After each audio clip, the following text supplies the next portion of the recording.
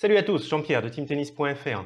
Allez, dans cette vidéo, on va s'intéresser à cette raquette, le Functional Tennis Saber, raquette commercialisée par Functional Tennis, une raquette avec un tamis très petit, ça fait la taille de ma main. C'est une raquette qui permet de travailler sa précision, sa concentration visuelle, également son timing, et ça permet donc de s'entraîner à bien centrer la balle, quand ensuite on va reprendre une raquette avec une taille de tamis classique.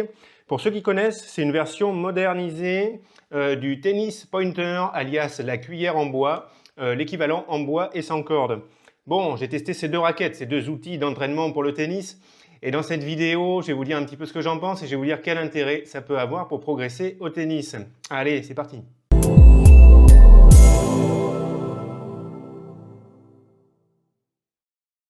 Allez, c'est parti, on va s'intéresser un petit peu à ces raquettes avec une taille de tamis très petite et on va commencer par s'intéresser au tennis pointer puisque c'est l'ancêtre du tennis saber.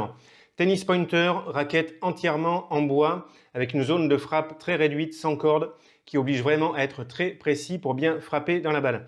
Alors on a quand même un manche sur cette raquette avec 8 facettes comme sur une raquette classique, mais il n'y a pas de corde et ça oblige à utiliser une prise vraiment très proche d'une prise marteau côté coup droit pour réaliser les coups, on va dire, sans effet. Parce qu'avec cette raquette, c'est quasi impossible de mettre de l'effet, que ce soit du chop ou du lift, parce que la balle va glisser sur la surface de frappe si on n'a pas une frappe quasi rectiligne d'arrière en avant. Donc on oublie quasiment la possibilité de mettre de l'effet avec cette raquette. J'ai testé le tennis pointer sur le terrain et je m'attendais à quelque chose de plus facile.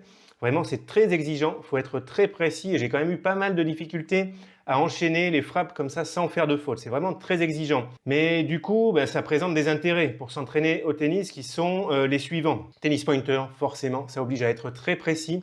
Précision au niveau du placement, précision au niveau de la mise à distance par rapport à la balle. C'est exigeant aussi en termes de concentration visuelle. Il faut être bien concentré quand on joue avec cet outil parce que forcément, sinon, on va avoir du mal à bien centrer la balle, à bien frapper la balle. C'est également intéressant pour les joueurs qui jouent trop lifté. Ça arrive des joueurs qui ont des prises extrêmes et finalement, ça se retourne un petit peu contre eux. Ils jouent trop lifté, ils font des balles courtes qui n'ont pas beaucoup de puissance. Et donc, dans ce cas-là, cet outil va être intéressant pour obliger en quelque sorte à adopter un geste un tout petit peu plus classique avec une forme un petit peu plus rectiligne, en tout cas plus d'arrière en avant qu'excessivement du bas vers le haut avec quelque chose d'ultra lifté. C'est intéressant aussi pour obliger à avoir de l'amplitude gestuelle parce que sinon on ne va pas avoir de puissance avec une raquette comme ça 100% en bois. Et c'est intéressant aussi pour obliger à continuer le geste après la frappe et à laisser partir le bras également pour avoir une puissance correcte. Bon, par contre, il y a quelques inconvénients avec cet outil. On a vu le fait de ne pas avoir de corde, ça rend impossible le fait d'utiliser les effets et ça empêche d'avoir des prises de coup droit modernes qui favorisent le lift, donc ça c'est un petit peu gênant. L'utilisation est difficile, franchement c'est super exigeant, c'est pas évident de s'entraîner avec le pointer. Et puis d'autre part, les frappes sont quand même peu confortables parce que la raquette est entièrement en bois. D'où l'idée de Functional Tennis, de créer le Functional Tennis Saber pour avoir les avantages du tennis pointer sans ses inconvénients. Allez, on se jette un petit coup d'œil aux caractéristiques du tennis Saber. La raquette pèse 300 grammes non cordée, 312 grammes cordée. La raquette est vendue cordée. Taille de tamis 240 cm², c'est très petit, ça fait la taille de ma main. Plan de cordage 12 par 12, ça pareil c'est du jamais vu, mais forcément c'est cohérent avec cette taille de tamis très petite. Tension du cordage environ 13 kg. Profilé de la raquette 22 mm sur toute la hauteur du cadre. Swing weight qui donne une idée de la maniabilité de la raquette 270, c'est une valeur qui est très basse, il va y avoir une super maniabilité avec cette raquette, on ne ressent pas le poids de la raquette. Matériaux, fibre de carbone et fibre de verre comme sur une raquette de tennis moderne, c'est ça qui est très intéressant. Taille de grip unique 2, taille de manche 2 qui est proche d'un manche 3, c'est une taille qui est relativement passe-partout. Et longueur de la raquette 63 cm5, c'est plus petit qu'une raquette de tennis adulte. On va voir pourquoi.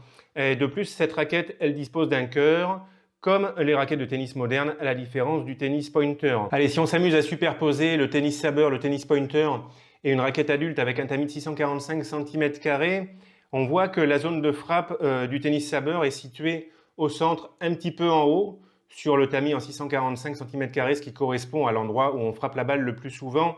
Et on voit également que la surface de frappe du tennis saber est quand même plus grande que celle du tennis pointer, ce qui le rend quand même plus facile à utiliser. Alors, selon moi, les intérêts du tennis saber sont les suivants. Comme avec le tennis pointer, la raquette permet de travailler la précision, la qualité du centrage de balle, mais avec un accès qui est beaucoup plus facile qu'avec le tennis pointer, qui est vraiment super exigeant.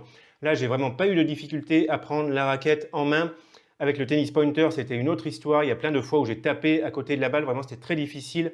Là, c'est pas du tout pareil. C'est beaucoup plus facile d'utiliser le tennis saber. La présence de cordes et l'utilisation de matériaux modernes, ça permet de se rapprocher des sensations qu'on a avec une raquette classique. Et ça, vraiment, ça change tout. Le confort est grandement supérieur à celui qu'on a avec le tennis pointer, forcément.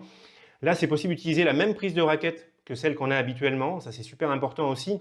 Et l'accès au lift est très facile comparé au tennis pointer avec lequel c'est quasiment impossible de mettre du lift.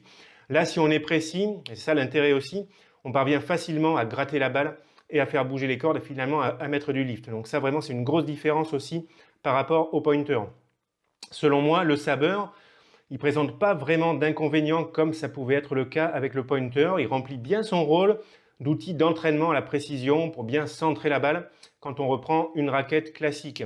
Alors ensuite, particulièrement pour s'entraîner à jouer moins lifté et avoir plus de traversées de balles, on va dire que le saber il est plus permissif que le tennis pointer qui est vraiment ultra exigeant de ce côté-là. Il interdit quasiment, presque totalement de mettre de l'effet. Mais vraiment, ça reste un outil très intéressant, on va dire, pour éviter les gestes excessivement liftés et d'une façon générale pour simplifier votre geste. C'est un outil qui peut être intéressant pour les coups de fond de court, mais également pour la volée, pour simplifier le geste, pas mettre trop de préparation. Le saber, il peut aussi permettre d'améliorer le rythme des coups en fond de court, du fait, je dirais, de la précision qu'il faut pour frapper dans la balle. Quand on a un mauvais rythme, par exemple quand on prépare trop tard, avec une raquette classique, on peut compenser ça, quitte à perdre un petit peu en précision, à accélérer au dernier moment, quitte à décentrer un petit peu, mais ça passe. Alors qu'avec le saber, ce genre d'erreur, ça va être nettement moins bien toléré et du coup, ça va obliger quand même à mieux rythmer son geste. Ça peut être intéressant aussi pour le service, pour aider à avoir un lancer de balle plus précis, parce que dès qu'on va manquer de précision pour le lancer de balle, on va décentrer, ça va être désagréable. Donc pour forcer à avoir un lancer de balle précis, c'est intéressant. Donc moi j'ai testé le saber environ 45 minutes avant de reprendre une raquette classique, ce qui est un petit peu long, mais je voulais bien tester la raquette. Alors en reprenant ma raquette, tout d'abord, j'ai eu l'impression de jouer avec une raquette qui avait un tamis géant, parce que je m'étais habitué à celle-là. Bon, après les sensations sont revenues assez rapidement. J'ai continué à décentrer quelques balles comme je le fais d'habitude. Ça m'arrive fréquemment de décentrer un petit peu, ce qui est normal, parce qu'il faut utiliser cet outil forcément régulièrement pour en ressentir les bénéfices. Bon, par contre, il y a un truc également que j'ai trouvé intéressant, c'est que le saber m'a amené, on va dire, à me concentrer sur le relâchement, l'amplitude, le rythme de mes gestes pour être précis, pour bien frapper dans la balle, ce qui est vraiment positif. C'est un truc que je travaille en plus en ce moment. Et c'est quelque chose que j'ai ensuite essayé de conserver avec ma raquette là, que j'ai reprise de taille normale. Donc ça, c'est vraiment quelque chose de très intéressant. En quelque sorte, je dirais que le saber, il évite de faire n'importe quoi techniquement et il impose d'être rigoureux et d'avoir un geste qui est assez simple. Il peut presque être utilisé pour jouer un match complet, mais je recommande pas trop de le faire. Je recommande plutôt d'utiliser cette raquette, on va dire comme un outil d'entraînement. On l'utilise à l'échauffement, ou alors quelques minutes comme ça au milieu d'un entraînement où on se donne une période comme ça où on se refocalise sur des frappes précises avec des gestes d'une bonne amplitude, bien relâchés, bien rythmés, sans précipitation. Mais tout un match avec la raquette, je déconseille. Ça va pas être super pour le bras quand même. Je recommande aussi de ne pas rechercher à frapper trop fort avec cette raquette. Je me suis amusé à le faire. Bon, c'est pas super agréable pour le bras, puis de toute façon, c'est pas fait pour. Il y a toujours le risque de décentrer, c'est pas bon pour le bras de répéter comme ça des frappes décentrées. Et là, le but, c'est plutôt de travailler la qualité de frappe et la précision. Moi, en tout cas, c'est de cette façon que j'utiliserai cet outil avec lequel je me suis vraiment bien amusé. Je vais le garder comme ça dans ma housse et puis je vais l'utiliser de temps en temps à l'échauffement ou en cours d'entraînement quand je commence à faire un petit peu n'importe quoi, quand je commence à me crisper. Je prends un petit peu le saber, je reviens sur du relâchement, vraiment de la précision pour retrouver des bonnes sensations. Allez, je termine en vous disant que si cette raquette vous intéresse, elle est donc commercialisée par Functional Tennis.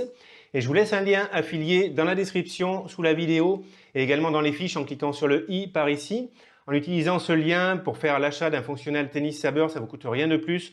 Ça indique simplement que vous venez de ma part et je perçois une petite commission en retour pour cet achat, ce qui m'aide pour le travail sur le site teamtennis.fr ainsi que pour les vidéos de la chaîne YouTube.